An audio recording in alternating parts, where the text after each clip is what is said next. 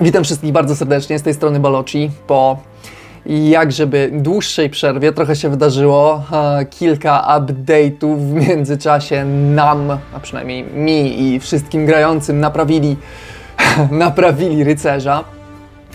Ale nie o tym dzisiejszy film, bo jak już dowiedziałaś się z tytułu filmu, ten film będzie o porównaniu dwóch jakżeby to wspaniałych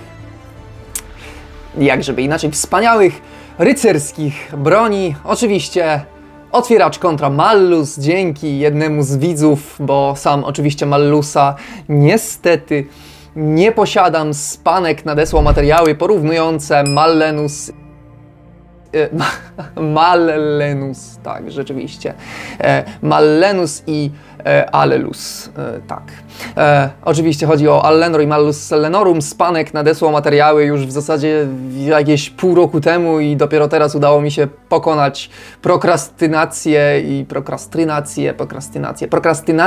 znaleźć trochę motywacji, energii i czasu oczywiście przede wszystkim także, aby to ze sobą wszystko skleić i oczywiście nagrać także ten materiał. No, a jeśli chcecie wiedzieć także jak walczyć z prokrastynacją, to dajcie znać w komentarzu, to też być może tym się podzielę.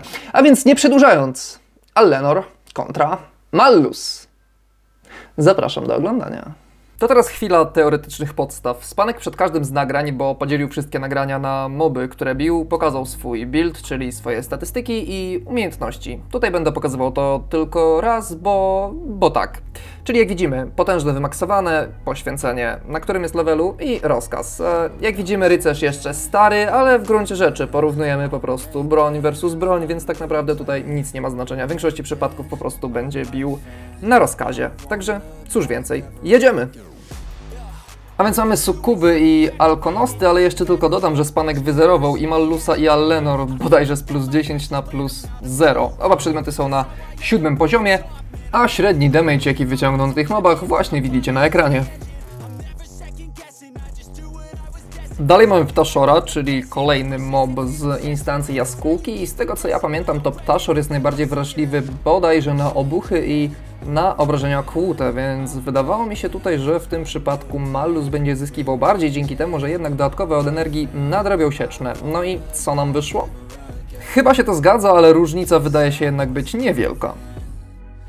Dobra, no to teraz na talerz wrzucamy kleszcze, oczywiście bardziej w przenośni niż dosłownie, bo chyba nie chcemy jeść kleszczy.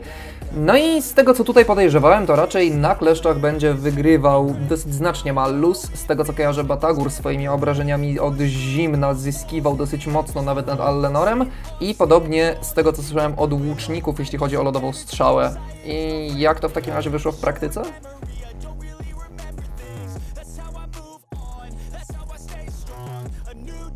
Ognik. Ognik to w zasadzie jeden z gwoździ do trumny Allenora. A pamiętam jeszcze blogi, zanim wprowadzili Beirn, o tym, że musieli stworzyć ognika, bo brakowało moba dla postaci magicznych. No i jak można się domyśleć, ogniki są dla magicznych, kleszcze są dla magicznych, w zasadzie wszystkie moby są tu dla postaci magicznych. No a więc magiczne, dodatkowe obrażenia od energii w Mallusie robią robotę. A no i zapomnijcie o krytykach w ognika. Mroźny Olbrzym to jest w ogóle bez komentarza, taka sytuacja nie powinna mieć stanu, tak samo jak bronie dropiące z lotnych bossów. Bez komentarza, patologia.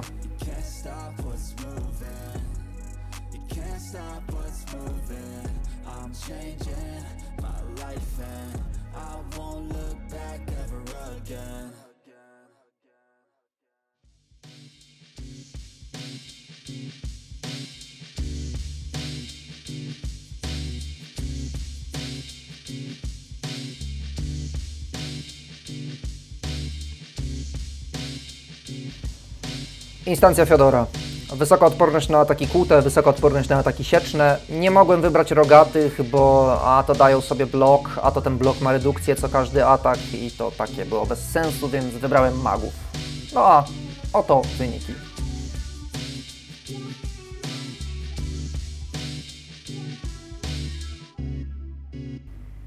Na deser mamy Yetiego, czyli mobek ze śmiesznego pola PvP, czyli na stoku, potrzebny do wykonania Daily Questa. No i jakie nam wyszły różnice w damage'u? Zobaczcie sami. Widzieliście, jak obie broni spisują się na mobach przeze mnie ukazanych na filmie, a raczej przetestowanych przez Panka. Oczywiście samo porównanie opiewa na ilość damage'a, które tutaj obie bronie zadały.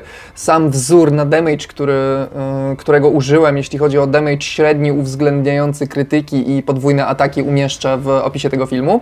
No i oczywiście porównanie tych dwóch broni nie może obyć się bez wspomnienia tego, że jednak Alienor ma ten swój jeden dodatkowy punkt akcji, który nierzadko, prawdopodobnie ratuje gdzieś tam cię, rycerzu, często w różnych sytuacjach, szczególnie w sytuacjach, w których TPA tracisz.